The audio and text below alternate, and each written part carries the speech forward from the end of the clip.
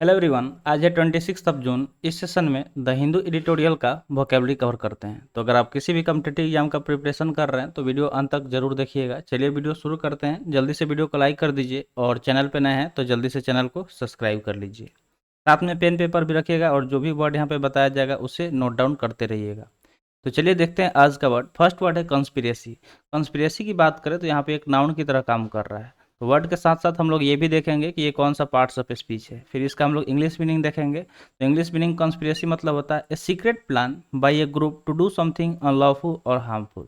यानी कि कोई भी ऐसा प्लान योजना जो क्या हो, सीक्रेट हो यानी कि गुप्त हो, जो मतलब किसी को बताया ना जा सके। मान लीजिए कि कोई ग्रुप है, जैसे चोरों का जो ग्रुप होता है, वो लोग जो चोरी करते हैं तो ग्रुप में करते हैं और वो उनका जो प्लान होता है सीक्रेट होता है कि किसी को पता ना चले कि तो जो भी चीज़ जो जो अनलॉफुल है यानी कि गैर कानूनी हो या फिर हानिकारक हो किसी के लिए, उसको कंस्पिरेसी बोला जाता है। तो कंस्पिरेसी को हम लोग हिंदी में क्या बोलेंगे? साजिश। यानी कि किसी काम के लिए साजिश रचना, किसी के खिलाफ साजिश रचना, उसको कंस्पिरेसी बोलते हैं। सिनोनिम्स की बात करें तो प्लॉट, स्कीम, स्ट्रैटगम या फिर केवल, ये सारे सिनोनिम्स हो जाएंगे। प्लॉट हो गया, स्कीम हो गया, स्ट्रैटगम हो गया या फिर केवल, इसका मीनिंग क्या होता है? साजिश होता है। ठीक है, कॉन्स्पिरेसी इसका मीनिंग क्या हो गया? साजिश रचना। तो जल्दी से इसे नोट डाउन कर लीजिए और एक बार इसे साथ में रिपीट भी कीजिए। तो वर्ड क्या हो गया? कॉन्स्पिरेसी, जो कि नाउन की तरह काम कर रहा है, जिसका मीनिंग होता है साजिश।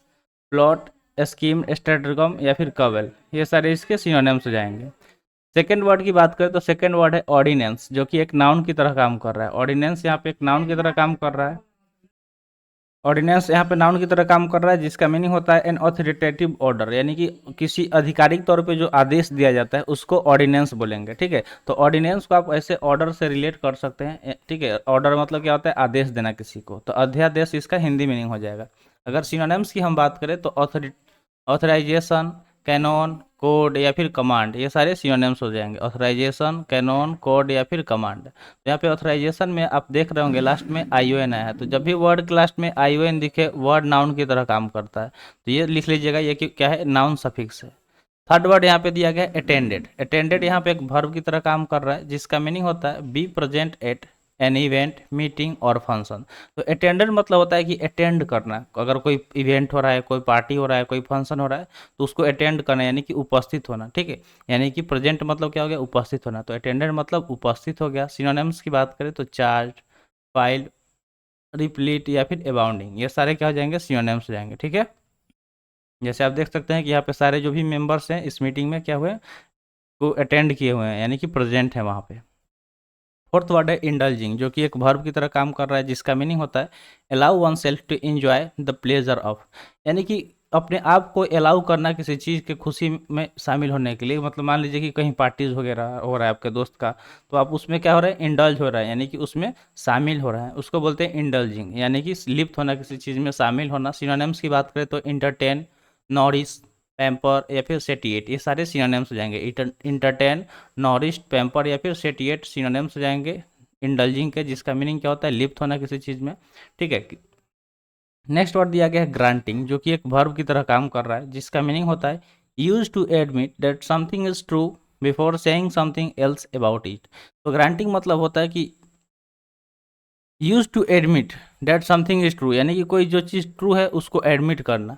Before saying something else about it, बिना उसके बारे में कुछ कहे हुए, उसको ग्रांटिंग बोलते हैं। तो ग्रांटिंग मतलब क्या होता है? कि ग्रांट कर देना किसी को, यानी कि स्वीकृति दे देना। जैसे हम लोग जब लिखते थे ना एप्लीकेशन छुट्टी वगैरह के लिए, तो काइंडली ग्रांट माई एप्लीकेशन लिखते थे। ठीक है, यानी कि प्लीज़ हमें मतलब स्वीकृति दे दीजिए कि हम घर पे चले जाएं। इस तरह जब हमें छुट्टी लेना होता था स्कूल से या, ठीक है, तो हम लोग प्रिंसिपल के पास लिखते थे एप्लीकेशन। तो इसका मीनिंग क्या हो गया? ग्रांटिंग मतलब स्वीकृत हो गया। सिनोनिम्स की बात करें तो एक्नॉलेज, एज्यूम्ड, एडमिटेड या फिर इंडिड, ये सारे क्या हो जाएंगे? सिनोनिम्स हो जाएंगे। एक्नॉलेज, एज्यूम्ड, एडमिटेड या फिर इंडिड। चलिए अब होमवर्क का बात कर लेते हैं। तो सबसे पहले आप अपने गोल को यहाँ पे लिखिए, यानी कि आप जिस भी एग्जाम का प्रिपरेशन कर रहे हैं वो यहाँ पे लिख दीजिए। ठीक है, और होमवर्क की बात करें तो होमवर्क में हम आपको यही बोलते हैं कि जो भी वर्ड यहाँ पे कवर हो रहा है उससे कोशिश कीजिए सेंटेंस बनाने का।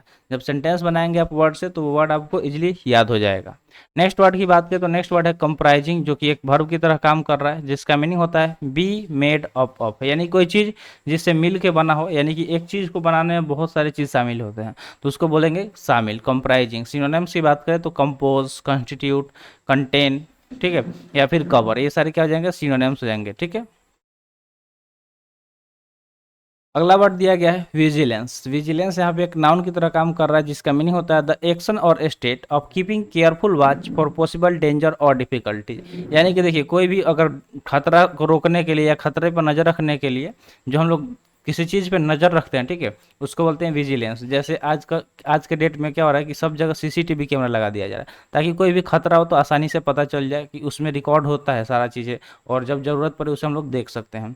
या फिर आप देखे होंगे कहीं भी गार्ड रखा जाता है, बैंक हो गया, स्कूल हो गया, हर जगह क्या होते हैं, गार्ड होते हैं, ठीक है, वॉचमैन होते हैं। वो क्या करते हैं, देखते रहते हैं, हर चीज़ को वॉच करते हैं, देखते हैं कि मतलब कौन आ रहा है कौन जा रहा है, ध्यान रखने के लिए कि कहीं कोई गलत इंसान आके कुछ गलत ना कर जाए। तो विजिलेंस मतलब जागरूकता होता है। ठीक है, सिनोनिम्स की बात करें तो अलर्टनेस यानी कि हमेशा अलर्ट रहना, कॉशन यानी कि मतलब चेतावनी, डिलीजेंस, सर्वाइलेंस, ये सारे सिनोनिम्स हो जाएंगे। ठीक है, सर्वाइलेंस मतलब क्या होता है, निगरानी। ठीक है, क्या होता है, निगरानी, यानी कि किसी चीज़ पे निगरानी रखना।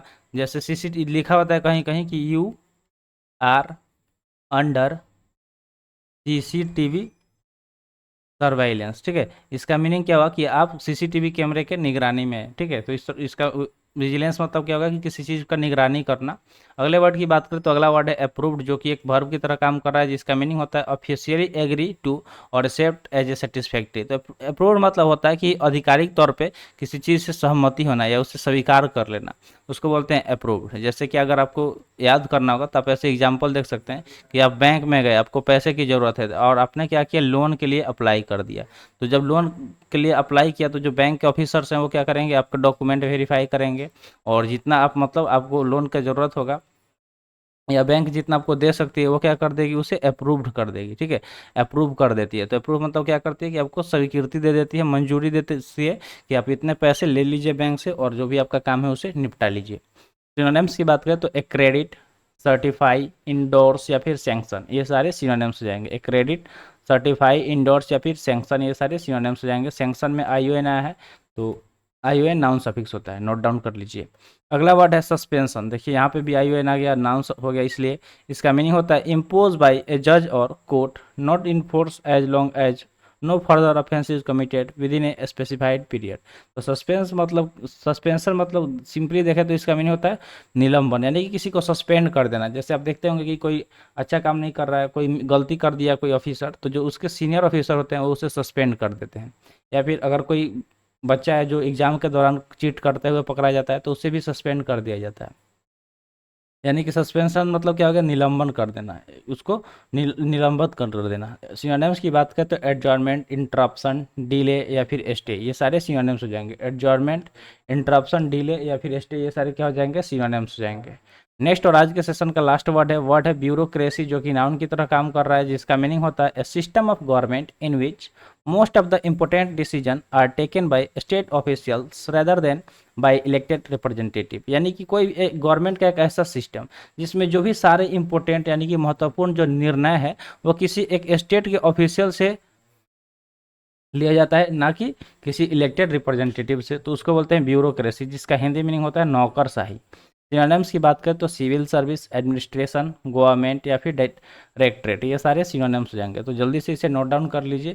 तो आई होप आपको सारे वर्ड समझ में आ गया होगा। तो आज के लिए इतना ही, आज का सेशन यहीं पर समाप्त हुआ। सेशन कैसा लगा कमेंट सेशन में ज़रूर बताइएगा। तो मिलते हैं फिर अगले वीडियो में। Thanks for watching. जय हिंद।